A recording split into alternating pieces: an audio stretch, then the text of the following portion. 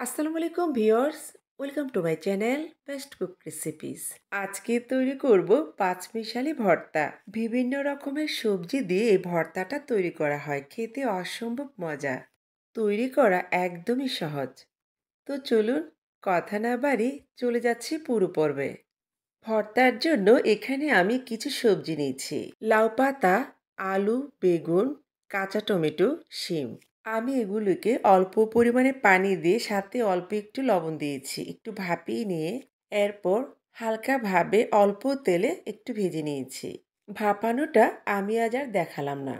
এদিকে ভর্তার জন্য ৮-১০টি শুকনো মরিচ, ৭-৮টি রসুনের কোয়া, হাফ কাপের মতো পেঁয়াজ কুচি, এগুলোকে আমি ভেজে নিয়েছি। প্রথমেই শুকনো মরিচটাকে হাত দিয়ে ভেঙে নিচ্ছি, তবে হালকাভাবে হাতে একটু সরিষার তেল মেখে নিয়েছি, তাতে করে হাতটা আর জ্বলবে না। এখন পরিমাণ মতো লবণ দিয়ে দিলাম, তারপর পেঁয়াজ, রসুন, মরিচ সবকিছু ভালোভাবে মিক্সড করে নিচ্ছি। এখন মিক্সচারটাকে একটা সাইডে রেখে দিয়ে চলে আসলাম ভর্তাটাকে তৈরি করতে। প্রথমেই লাউ পাতাটাকে খুব ভালোভাবে হাত দিয়ে চটকিয়ে নিচ্ছি। অনেকেই দেখা যায় লাউ পাতা একদমই পছন্দ করেন না, তবে এভাবেই যদি কয়েক রকমের সবজি দিয়ে আমার মতো করে যদি ভর্তা করেন, ইনশাল্লাহ আশা করি আপনাদের কাছে ভালো লাগবে। এবার আলুটাকে একইভাবে হাত দিয়ে চটকিয়ে নিচ্ছি। আলুটাকে যতটা সম্ভব একটু মিহি করার চেষ্টা করবেন। এবার কাঁচা টমেটোটাকেও একইভাবে হাত দিয়ে খুব ভালোভাবে চটকে নিচ্ছি। তারপর বেগুনটাকেও একইভাবে হাত দিয়ে চটকে নিতে হবে। একইভাবে শিমটাকেও হাত দিয়ে ভালোভাবে ভর্তা করে নিচ্ছি। অনেকেই দেখা যায় সবজি খেতে পছন্দ করেন না, এভাবে ভর্তা তৈরি করে দিলে সবজিটাও খাওয়া হবে। শিমটাকে যতটা সম্ভব হাত দিয়ে খুব ভালোভাবে ভর্তা করে নিতে হবে। শিমে কিন্তু বিচি আছে, তাই সময় নিয়ে এই কাজটি করতে হবে। মাঝে মাঝে দু একটা আঁশ থাকলে সেটাকে ফেলে দিতে হবে।